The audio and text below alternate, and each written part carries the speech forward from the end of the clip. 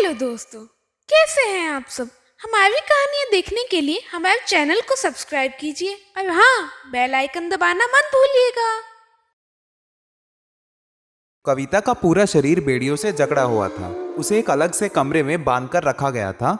फिर भी कविता का पूरा शरीर संभाले ना संभल रहा था। कभी कमरे की बेड़ियां हवा में उछलती तो कभी दीवारों से कविता आश्चर्यजनक रूप से टकरा रही थी और कविता के मुंह से भी बहुत भयानक तरीके की आवाजें निकल रही थी।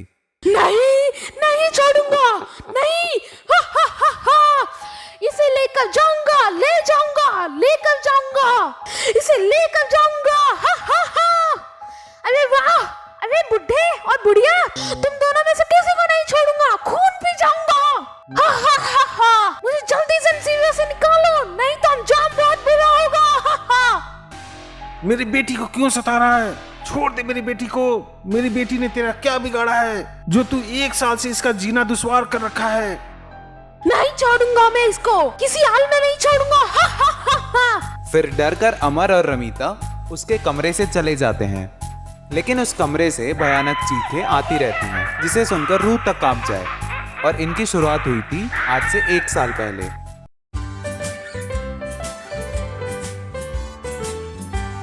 अजी सुनती हो, अपनी बिटिया कविता का 12वीं का रिजल्ट आ गया। अरे वो पास हो गई है, वो भी फर्स्ट डिवीजन से। 90% मार्क्स आया है और ये लो लड्डू खाओ। और फिर लड्डू का पैकेट अमर अपनी पत्नी रमीता को देता है। वैसे अपनी बिटिया कहाँ है? चाय पत्ती खत्म हो गई थी, वो चाय पत्ती लेने गई है, अभी आती होगी। तभी कविता आती है। पिताजी उसे रिजल्ट के बारे में बताते हैं तो वह भी खुश हो जाती है। मेरी बिटिया अब कॉलेज जाएगी, मेरा नाम रोशन करेगी। गर्मी की छुट्टियां खत्म होते ही कविता का एडमिशन गर्ल्स कॉलेज में करवा दिया गया। कविता घर से रोज सुबह 8 बजे निकलती थी कॉलेज जाने के लिए और शाम को 4 बजे तक घर आ जाती थी। एक दिन की बात है, शाम के 5 बज गए थे लेकिन कविता घर नहीं आई थी। शाम को जब अमर ऑफिस से घर आए तो देखा कि रमीता कमरे में इधर उधर चहलकदमी कर रही है। रमीता को परेशान देखकर अमर बोले, क्या बात है? तुम मुझे बहुत परेशान लग रही हो। जी, अपनी बिटिया अभी तक कॉलेज से वापस नहीं आई है। आपको तो पता ही है, जमाना बहुत खराब है। तुमने मुझे पहले क्यों नहीं बताया? कम से कम एक फोन तो करना चाहिए था। मैं डायरेक्ट ऑफिस से उसके कॉलेज चला जाता। चलो अभी तुरंत ढूंढने चलते हैं। ठीक है जी, चलिए। पता न क्यों मेरा जी बहुत घबरा रहा है, मुझे किसी अनहोनी की शंका हो रही है। और ये सब छोड़ो, पहले जल्दी से चलो उसको ढूंढने चलते हैं। फिर दोनों जैसे ही घर के बाहर निकले तो कविता दरवाजे पर खड़ी थी। उसे देखकर कविता के पापा बोल पड़े, बेटा इतना समय कहाँ थी? सहेली के घर में। इतनी देर तक? पहले तो कभी नहीं रुकती थी। तो क्या मैं थोड़ी देर भी बाहर नहीं रह सकती? और फिर कविता कमरे में चली गई। इस तरह से तो अपनी बेटी कभी बात नहीं की। ये क्या हो गया उसको आज?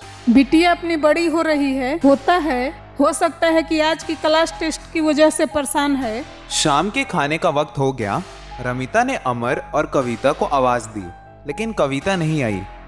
रमीता ने अमर से कहा, देखिए न जी, जब से स्कूल से आई है तब से बाहर नहीं आ रही है कमरे से, ना ही मुझसे कोई बात की है, वरना तो वह मेरे आगे पीछे घूमते रहती है। दोनों कमरे में जाते हैं। वहाँ का दृश्य ऐसा था जैसे कि कोई युद्ध हुआ हो और कविता बेड पर लेटी हुई थी। रमीता ने तुरंत कविता को संभाला। क्या हुआ बेटा? बेटी की ऐसी हालत देख दोनों घबरा गए। कविता ऐसी उठी जैसे कुछ हुआ ही ना हो। क्या हुआ माँ? ये मुझसे पूछ रही है। देख कमरे की हालत, मैं कब से आवाज दे रही हूँ, तुझे सुनाई नहीं दे रहा? बेटा तबीयत तो ठीक है ना? वो झपकी आ गई थी। अभी चलिए, मुझे भूख लग रही है। उसके बाद सभी खाना खाने बैठ जाते हैं तो वह देखते हैं कि कविता थाली भरकर चावल, 5 रोटी और कटोरा भर के सब्जी लेकर दोनों हाथों से मुंह में जल्दी जल्दी ठूस रही है। जो लड़की 2 रोटी भी ना नुकुर करके खाती थी, आज इतना खाना एक साथ। यह देखकर दोनों घबरा जाते हैं। सुनिए जी, मुझे लगता है कि कुछ न कुछ गड़बड़ है। जब से आई है तब से अजीब हरकतें कर रही है। क्या खुशबू से कर रहे हो? मुझे और खाना दो। अमर को गुस्सा आ गया। उसने कहा, ये क्या तरीका है अपनी माँ से बात करने का? कविता चुप कर, खाना दे खाना। अब तो अमर भी डर गया। रमीता और खाना बनाने लगी और बोली, देती हूँ और खाना देती हूँ।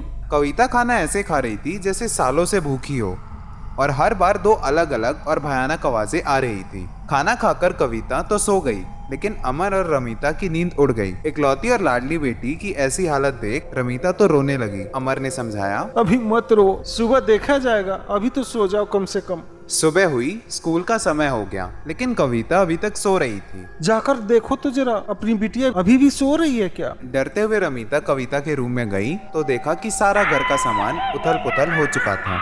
कविता अलमारी के ऊपर अजीब ढंग से बैठी हुई थी और भयानक हंसी हंस रही थी, और हंस भी दो अलग अलग आवाजों में रही थी। यह देखकर रमिता और डर गई और जोर से चिल्लाई, अजी सुनिए। अमर आवाज सुनते ही कमरे की तरफ दौड़ पड़ा। कविता! कविता नीचे गिरकर बेहोश हो गई। अमर डॉक्टर को बुला के लाया। डॉक्टर ने इंजेक्शन लगाया और कुछ दवाइयाँ दी, लेकिन कविता की हालत देखकर हिदायत दी कि ये डॉक्टरी मामला नहीं है, संभल कर रहिएगा। बार बार कविता बेकाबू हो जाती, घर का सारा सामान फेंक देती। इसलिए ना चाहते हुए भी कविता को बेड़ियों में बांधा गया। वो बेड़ियों में भी छटपटाती, कभी गुर्राती, रोती, बिलखती, लेकिन अमर और रमिता कुछ भी नहीं कर पा रहे थे। दोनों का रो रो कर बुरा हाल हो गया था। हालत बद से बदतर हो रही थी और अमर बेटी की इस हालत पर बदहवास हुआ जा रहा था। अमर अंदर से टूट चुके थे। उन्होंने हाथ जोड़कर अपने कुल देवता हनुमान जी का स्मरण किया। हे प्रभु, हे मेरे कुल देवता, जब छीननी ही थी तो संतान के सुख के स्वप्न क्यों दिखाए? सहायता करो प्रभु, मदद करो। उसके बाद अमर रोते रोते सो गए। अचानक अमर के सामने एक दिव्य प्रकाश प्रकाशित हुआ और गर्जना के साथ आवाज आती है, मेहंदीपुर बालाजी जा, मार्ग अवश्य मिलेगा। अमर अचानक उठा। सुबह के 4 बज रहे थे, मतलब उसने सपना देखा था। अमर उठा और अपनी पत्नी को सारी बात बताई। फिर वह सुबह दिल्ली से जयपुर वाली बस पकड़ ली और जयपुर से सीधा बस पकड़कर मेहंदीपुर बालाजी पहुंच गया। शाम के लगभग 4 बज गए थे। उसके बाद वह फ्रेश होकर मंदिर गया। संध्या आरती का समय था और वहां का दृश्य, बाप रे बाप, कमजोर दिल वाले तो बेहोश ही हो जाएं। बाहर सीढ़ियों पर लोगों को जंजीरों से बांधा हुआ था। एक आदमी डरावनी आवाज में पुराने गाने गा रहा था। एक लड़की आरती के समय 5 फीट तक ऊपर तक उछल रही थी। अमर ने वहाँ की पंडित से बात करनी चाहिए तो भीड़ ज्यादा थी, इसलिए उन्होंने सुबह आने को कहा। सुबह उठते ही नहा धोकर अमर पंडित जी से मिलने मंदिर गए। नमस्ते पंडित जी। उन्होंने अमर की ओर देखते हुए कहा, क्या आपके गांव के बाहर एक खंडरनुमा स्कूल है? अमर के आश्चर्य का ठिकाना न था। अमर ने मन में सोचा, इन्हें कैसे पता कि गांव के बाहर एक खंडरनुमा स्कूल है? गांव के पश्चिम वाले दिशा में एक बहुत ही पुराना और खंडर स्कूल है, लेकिन अब वहाँ पर कुछ भी नहीं बचा है। मैदान के अंतिम छोर पर 3 कमरे और गुसलखाना था, लेकिन अब वो सिर्फ गुसलखाना ही बचा है। पंडित जी दोनों आंखें बंद कर ध्यान लगाने लगे और बोले, सब समस्या यहीं से शुरू हुई है। ये बहुत साल पहले की बात है। जहाँ पे वो स्कूल का खंडर है, पहले उस गांव का कारागृह था। वहाँ पर कैदियों को बंद करके रखा जाता था और वहाँ पर 2 बंदी भाई सोनू और मोनू भी कैदी थे। उन्हें वहाँ के जेलर ने व्यक्तिगत रंजिश के चलते फांसी की सजा दी, जो उस जेल में पहली और आखिरी फांसी थी। उस फांसी के चलते उनका शरीर तो छूट गया, किंतु उनकी आत्मा अभी भी मुक्त नहीं हो पाई है और वो बदला लेने के लिए आज भी भटक रही है। पंडित जी किसी हॉरर फिल्म की भांति कहानी सुना रहे थे और अमर के लिए हर शब्द आश्चर्य से भरे थे। अब अमर ने पूछा, पंडित जी, इसका कोई उपाय तो बताइए।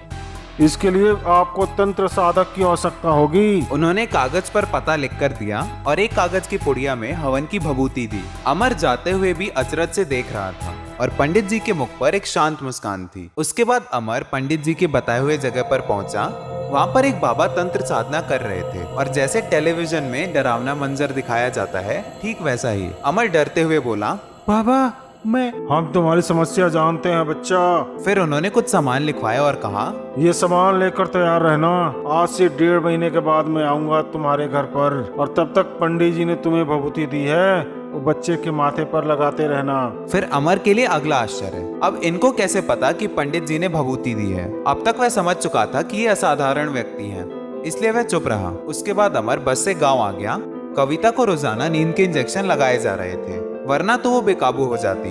लेकिन रोजाना नींद के इंजेक्शनों से मानसिक स्वास्थ्य पर भी असर पड़ता है, इसलिए आज भभूति लगाई और भभूति लगाते ही वो एकदम शांत हो गई। थोड़ी देर बाद कविता ने अपनी आंखें खोली और बोली, मम्मी, पापा, मुझे बहुत जोरों की भूख लगी है। बहुत दिनों बाद उसने रमीता और अमर को माँ और पापा कहकर पुकारा तो दोनों रोने लगे। सभी ने एक साथ बैठकर काफी दिनों बाद खाना खाया, वो भी भर पेट। वरना तो कविता की हालत देख दोनों खाना भी बस जीवित रहने जितना ही खा रहे थे, लेकिन अब बुरे सपने उसका पीछा नहीं छोड़ रहे थे। नींद में वो चीख पड़ती। इसी बीच बाबा बताए दिन के अनुसार वे घर आ गए। सामान तो तैयार था ही। नीचे जमीन पर बैठ गए और फिर हवन स्टार्ट किया और फिर सामने कविता को बिठा दिया और फिर पूजा आरंभ हुई। कविता पहले की भांति भयानक रूप में चीखने लगी, लेकिन बाबा ने पहले ही सचेत कर दिया था कि पूजा खत्म होने तक कोई भी कविता के पास नहीं जाएगा। दो अलग अलग आवाजों में कविता बात कर रही थी। ये सोनू और मोनू की थी, जैसा कि पंडित जी ने बताया था। पूजा के मध्य चरण तक लगभग कविता बेहोश हो चुकी थी। मंत्रोच्चारण जारी था। अचानक कविता ने पास खड़ी रमीता का गला दबा दिया। अमर बचाने को दौड़ा, लेकिन हाथ छुड़ाए ना छूट रहा था। बाबा ने लंबी हुंकार भरते हुए 2 तलवारें निकालकर कविता के शरीर में छुआया और कविता फिर से बेहोश हो गई। बाबा ने मंत्र पढ़ते हुए दोनों तलवारों को शुद्ध किए हुए धागे से बांध दिया। फिर उन्होंने दोनों तलवारों को एक बक्से में रखकर अभिमंत्रित जल छिड़का। थोड़ी देर बाद कविता को होश आया तो फिर वह चिल्लाने लगी, नहीं नहीं छोड़ूंगा, नहीं, हा हा हा हा, इसे लेकर जाऊंगा, ले जाऊंगा, लेकर जाऊंगा, इसे लेकर जाऊंगा, हा हा हा। अरे वाह, अरे बुढ़े और बुढ़िया, तुम दोनों में से किसी को नहीं छोड़ूंगा, खून पी जाऊंगा, हा हा हा हा। मुझे जल्दी से मुसीबत से निकालो, नहीं तो अंजाम बहुत बुरा होगा, हा हा। तुम दोनों को कविता का शरीर छोड़ना ही पड़ेगा। मैं तुम दोनों को आखिरी बार चेतावनी देता हूँ। मुझे पता है तुम दोनों के साथ गलत हुआ है, लेकिन इसका मतलब ये नहीं कि तुम लोग किसी दूसरे को परेशान करो। फिर पंडित जी ने मंत्र पढ़ना चालू कर दिया और फिर चावल के दाने कविता के शरीर पर फेंका तो कविता का शरीर जोर जोर से हिलने लगा और उसमें से एक आत्मा निकलकर हवन में प्रवेश कर गई और जलकर भस्म हो गई। और फिर पंडित जी ने फिर से मंत्र पढ़ना चालू कर दिया और जैसे ही चावल कविता के शरीर पर पड़े तो उसके बाद शरीर में से दूसरी आत्मा भी निकलकर हवन में जलने लगी और कविता बेहोश होकर नीचे गिर पड़ी। उसके बाद पंडित जी बोले, अब आपकी बिटिया बिल्कुल ठीक हो गई है और ये बॉक्स आप लोग रख लो, अपने घर में संभाल के रखना। अच्छा, मैं चलता हूँ। पंडित जी, आप इतनी दूर से आए, कुछ दक्षिणा तो ले लीजिए। नहीं बच्चा, परिवार वालों से कैसी दक्षिणा। और पंडित जी चले गए। अब कविता बिल्कुल ठीक हो गई थी, अपने कॉलेज जाने लगी थी। इसी तरीके से 6 महीने बीत गए।